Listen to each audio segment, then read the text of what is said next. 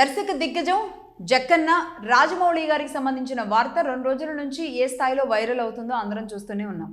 అయితే రాజమౌళి గారి గురించి మాట్లాడాలంటే ఆయన ఈరోజు తెలుగు సినిమా పరిశ్రమ, తెలుగు జాతి కీర్తించే విధంగా, తెలుగు జాతి ఇమేజ్ మరింత ఇనుమడించే విధంగా ఆయన సినిమాల్ని ఆ విధంగా తీసుకువెళ్ళి ఈరోజు ప్రపంచానికి చూపిస్తున్నారు.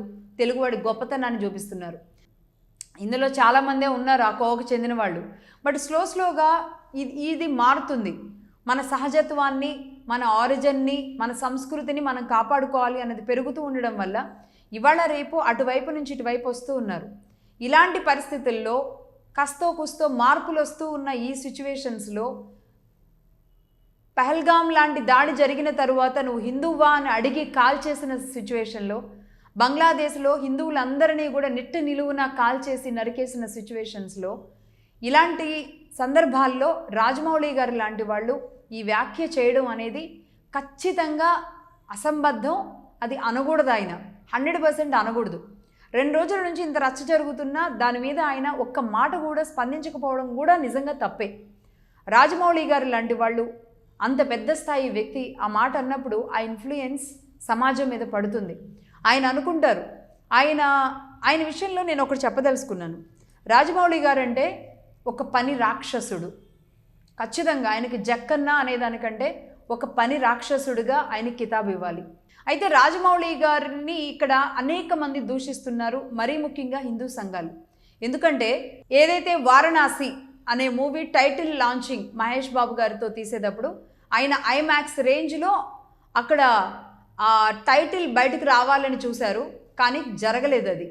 దాంతో రాజమౌళి గారు జక్కన్న అంటే ప్రతిదాన్ని ఆయన ప్రతి చిన్నది అంటే ఎవరైనా జక్కన్న అని ఎందుకంటామంటే ఒక మామూలు రాయిని అద్భుతంగా మలచగలిగినప్పుడు, చెక్కినప్పుడు ఆ చెక్కిన శిల్పి గొప్పతనం ఉంటుంది. ఒక్కొక్క శిల్పి ఒక్కో రకంగా చెక్కొచ్చు. కానీ ఈయనకి మాత్రమే జక్కన్న అని ఎందుకు వచ్చిందంటే ఏ రాయిని తీసుకున్నా దాన్ని అద్భుతంగా, ఇంకా అద్భుతంగా, ఎవరూ చెక్కలేనంతగా దానికి మెరుగులు దిద్ది చెక్కడంలో రాజమౌళి గారు సిద్ధహస్తులు. అందుకే ఆయనకి జక్కన్న అన్నంత గొప్ప పేరు వచ్చింది. బట్ అలాంటి వ్యక్తి హనుమంతుడు లేడు అనో, దేవుణ్ణి తాను నమ్మను అనో, హనుమంతుడే ఉంటే ఇలా జరుగుండేది కాదనో మాట్లాడడం మాత్రం నిజంగా సెన్సేషనే. ఎందుకంటే ఎంతోమంది మనోభావాలు హిందూ మతంతో ముడిపడి, దేవాలయాలతో, దేవుళ్లతో ముడిపడి ఉంటాయి. కాబట్టి ఆ మాట అన్నప్పుడు ఖచ్చితంగా ఒళ్ళు మండుతుంది. అది జక్కన్న గారు అన్నారా, రాజమౌళి గారు అన్నారా, లేదంటే ఒక సామాన్యుడు అన్నాడా కాదు. దట్టు రాజమౌళి గారు లాంటి వాళ్ళు అన్నప్పుడు ఇంకాస్త కోపం ఒడుచుకొస్తుంది. రాజమౌళి గారు కాబట్టి ఇంకా ఎవరు గట్టిగా ఎలాంటి పదాలు వాడలేక, ఆయన్నేమి తిట్టలేక శుతిమెత్తనగానే సోషల్ మీడియాలో మాట్లాడుతున్నారు. దీన్ని కూడా అన్యదా రాజమౌళి గారు కానీ ఆయన అభిమానులు కానీ భావించకూడదు. నిజానికి ఆయన అభిమానులు కూడా అనొచ్చు. ఇక్కడ రాజమౌళి గారికి హక్కు లేదా నేను దేవుణ్ణి నమ్మను అని చెప్పడానికి అని కూడా ఇంకొక వర్గం కూడా మాట్లాడవచ్చు. ఖచ్చితంగా ఉంటుంది. ఆయన దేవుణ్ణి నమ్మను అనే ఒక స్టేట్మెంట్ ఇంత పెద్ద వేదికగా, అది కూడా వారణాసి అంటే కాశీ క్షేత్రం. కాశీ క్షేత్రంలో, కాశీలో అడుగు పెట్టడంలోనే శివుడు ఎక్కడున్నాడు అంటే కాశీ క్షేత్రంలోని ఆలయంలో కాదు, కాశీలో అడుగున, ప్రతి గాలిలో, శ్వాసలో, అక్కడ నీళ్లల్లో, ప్రతి రేణువులో ఉంటాడు అని చెప్తారు. వారణాసి అంత పవిత్రమైన, అంత పవర్ఫుల్ ప్లేస్. బట్ అది ఆయన ఐమాక్స్ స్థాయిలో ఆ టైటిల్ని రిలీజ్ చేయాలి అనుకున్నప్పుడు ఆయన అది చేయలేనప్పుడు ఖచ్చితంగా ఆయన బాధతో అన్నారా, నిజంగానే దేవుణ్ణి నమ్మరా, అది తేల్చాల్సి ఉంటుంది. ఎందుకంటే ఇవాళ రేపు ఒక స్థాయికి వెళ్ళిన తర్వాత బొట్టు పెట్టుకోకుండా ఉండడం, కుంకుమ పెట్టుకోవడం, దేవుడి గుడికి వెళతాను అని చెప్పడం, ఏదైనా వ్రతాల్లో పాల్గొన్నాను అని చెప్పడం, ఏదైనా పూజలు చేస్తున్నానని చెప్పడం, అసలు ఉపవాసం ఉంటాను అని చెప్పడం చాలా పెద్ద నామోషి అయిపోయింది చాలా పెద్దవాళ్ళకి, ముఖ్యంగా సినీ పరిశ్రమలో ఉన్న వాళ్ళకి. అందులో ఉన్న పరిశ్రమలోని వాళ్ళ తల్లులో, వాళ్ళ భార్యలో, వాళ్ళు దేవాలయాల చుట్టూ, దేవుళ్ళ చుట్టూ తిరుగుతూ కార్యక్రమాలు చేస్తూ వాళ్ళు నమ్ముతూ ఉంటారు. కానీ కొంతమంది పర్టికులర్గా కొంతమంది హీరోలకి, కొంతమంది దర్శకులకి, నిర్మాతలకి, కొంతమంది ఇంకాస్త బడా వ్యాపారులకి, అంటే ఒక స్థాయికి వెళ్ళిపోయిన సెలబ్రిటీ లుక్ వచ్చిన వాళ్ళు మాత్రమే ఈ స్టైల్ని ఎందుకో ఫాలో అవుతూ ఉంటారు. అంటే కుంకుమ పెట్టుకుంటే అందం తగ్గిపోతుందనో ఏమో. లేదంటే ఒక స్టైలిష్ డ్రెస్ వేసుకున్నప్పుడు 3/4 అంటే నీస్ వరకు వేసుకునే డ్రెస్సెస్ వేసుకున్నప్పుడు కుంకుమ పెట్టుకోకూడదు, దేనికి దానికి ఓకే ఉండాలి. బిఏ రోమన్ ఇన్ రోమ్, తప్పేం లేదు. మీరు ఆ కార్యక్రమాలకు వెళ్ళేటప్పుడు అలా ఉండడం తప్పేం లేదు.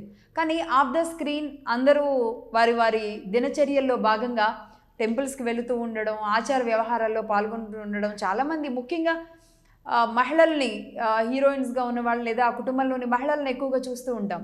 కానీ పర్టికులర్గా సెలబ్రిటీస్ జెంట్స్ వచ్చే వరకు ఈ కార్యక్రమాల్లో పాల్గొనడం నామోషిగా, అదేదో దేవుణ్ణి నేను నమ్మను అన్నట్టుగా అలా అలా ఎందుకో కొన్ని విషయాల్లో ఎక్కువైపోతుంది. ఎందుకంటే ఏ స్క్రీన్ మీద చూసినా అసలు రాజమౌళి గారు ఎలా అంటే చాలా ఒదిగిపోయి నడుస్తారు, ఎక్కడ విర్రవీగి కూడా ఉండరు.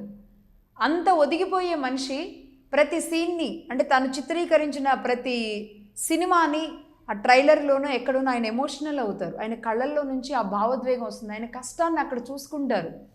ఆయన తల్లి గురించి కీరవాణి గారు పాట పాడినప్పుడు ఆయన ఎలా ఎమోషనల్ అయ్యారో మనందరం చూసాం. నిజానికి రాజమౌళి గారి క్యారెక్టర్ అది. దాంతోపాటు అందరూ గమనించాల్సిన విషయం, సరే ఆయన నమ్మలేదు అన్న విషయాన్ని బాహాటంగా చెప్పడం మాత్రం యాక్సెప్ట్ చేయం, అది ఒక సైడు. ఇంకా కాయిన్కి మరొక సైడ్ మనం చెప్పాల్సి వస్తే ఆయన ఎక్కడా కూడా భగవంతుడిని నమ్ముతానని ఇప్పటివరకు చెప్పలేదు. ఇప్పటివరకు చెప్పి ఇప్పుడు ఆయన మాట మార్చాడంటే అనుకోవచ్చు. ఇప్పటివరకు ఆయన ఎప్పుడు చెప్పలేదు. ఎందుకు అంటే అది మగధీర కావచ్చు, మగధీరాలో పూర్వజన్మ రిపీట్ అవ్వడం మాత్రమే చూపించారు తప్పితే ఇక్కడ దేవుడో ఇంకొక శక్తో ఇక్కడ లేదు. అలాగే బాహుబలి చూస్తే బాహుబలిలో కూడా శివలింగం ఎత్తినట్లుగా ప్రభాస్ గారు చూపించారు. అంటే ఇక్కడ కూడా హీరో ఇమేజ్ని బిల్డ్ చేశారు. మగధీరాలో హీరో ఇమేజ్ని బిల్డ్ చేశారు. ఇక్కడ కూడా హీరో శివలింగాన్ని తీసుకువెళ్ళి శివుణ్ణే నీళ్ళ దగ్గరికి తీసుకువెళ్ళి ఆయన బలాన్ని చూపించారు. అంటే ఇది కూడా ఈయనకి ఏదో పూర్వజన్మ రిలేటెడ్ ఇందులో ఉన్నట్టుగా చూపించారు. ఇట్లా RRR విషయానికి వస్తే కూడా మన ఇండియన్ ఆరిజిన్ మన విప్లవకారుల్ని వాళ్ళ శక్తిని మాత్రమే చూపించారు. అక్కడ ఒక మనిషి శక్తిని ఆ సినిమా పవర్ని మాత్రమే చూపించుకుంటూ వచ్చారు. కానీ ఈగాలో కూడా పాత జన్మ ఈగలాగా మారిన నాని గారిని చూపిస్తూ వచ్చారు. సో ఎక్కడా కూడా తను ఒక దేవుణ్ణి, ఆ దైవశక్తిని, ఆ దైవం నుంచి ఆ హీరో తీసుకున్న శక్తిని ఎక్కడా చూపించలేదు. అంటే ఓవరాల్గా రాజమౌళి గారి క్రియేషన్లో తన హీరోనే తన బలం, అక్కడ దేవుడు బలాన్ని ఆయన చూపించలేదు. అంటే దీన్ని బట్టి అర్థమైపోతుంది ఆయన నిజంగానే దేవుణ్ణి నమ్మరేమోనని. నమ్మొచ్చో నమ్మకపోవచ్చు, ఇప్పుడు ఆయన వచ్చి చెప్తే కానీ తెలియదు. కానీ హిందువుల్లో పుట్టి హిందువులుగా తెలుగు వాళ్ళగా ఉండి అది కూడా ఒక బలమైన సామాజిక వర్గం నుంచి ఉన్న వ్యక్తిగా ఆయన ఈరోజు దేవుణ్ణి నమ్మడం లేదు, నేను నమ్మను అనే స్టేట్మెంట్ ఇచ్చారంటే రెండు విషయాలు అర్థం చేసుకోవాలి.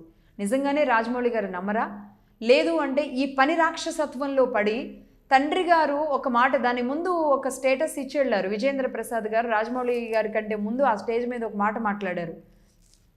హనుమంతుడే తన బిడ్డ ముందుండి నడిపించాడేమో, అందుకే ఇంత బాగా ఈ బూస్ బంప్స్ వచ్చేలాగా ఉంది మహేష్ బాబు గారి క్యారెక్టరు, ఆయన వస్తున్న విధానం చూస్తే కనుక ఆ బూస్ బంప్స్ వచ్చేలాగా ఉంది అని విజేంద్ర ప్రసాద్ గారు లాంటి వాళ్ళు చెప్పిన తర్వాత హనుమంతుడే దీన్ని నడిపించాడేమో ఈ సినిమాని అని ఆయన స్టేట్మెంట్ ఇచ్చిన తర్వాత, అంటే ఒక తండ్రితో ఒక కొడుకు నువ్వు అంత పెద్ద మాట హనుమంతుడే నా వెనకుండి నడిపిస్తున్నాడని అన్నావు, కాకపోతే ఇప్పుడు నేను అనుకున్న స్థాయిలో అది నాకు రిలీజ్ కాలేదు, హనుమంతుడే ఉంటే నాది ఎందుకు ఇలా ఆగిపోయేది అని హనుమంతుడి మీద కోపమో తండ్రి అన్న మాటల మీద కోపమో కూడా కావచ్చు.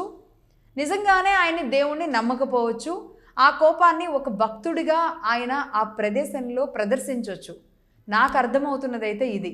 దీంట్లో రాజమౌళి గారిని చెడ్డగా చిత్రీకరించి ఒదిగిపోయే వ్యక్తి, ఈరోజు ఆస్కార్ దాకా మనల్ని తీసుకువెళ్ళి మన గౌరవాన్ని నిలబెట్టిన వ్యక్తి ఈరోజు ఎందుకు అలా అన్నారు అన్న మూలాలలో ఆయన ఒక మాట చెప్పే వరకు అందరూ ఆగితే బాగుంటుందేమో అనేది నా ఉద్దేశం. ఈ మాత్రం దానికి మన వ్యక్తిని, మన మనిషిని, మనందరినీ తీసుకువెళ్ళి ఆ స్థాయిలో కూర్చోబెట్టిన వ్యక్తిని దూషించడం సరైన పద్ధతి కాదేమో. మేబీ ఆయన సినిమా ద్వారా సంపాదించుకొని ఉండొచ్చు, కష్టపడ్డారు కాబట్టి ఆయన సంపాదించుకొని ఉండొచ్చు. ఆయన సంపాదనను కూడా మనం ఈరోజు మళ్ళీ బయటేసి ఆయన క్యారెక్టర్ని బయట వేసాల్సిన స్థాయి మనది కాదు అనేది మాత్రం నా స్పష్టమైన ఉద్దేశం.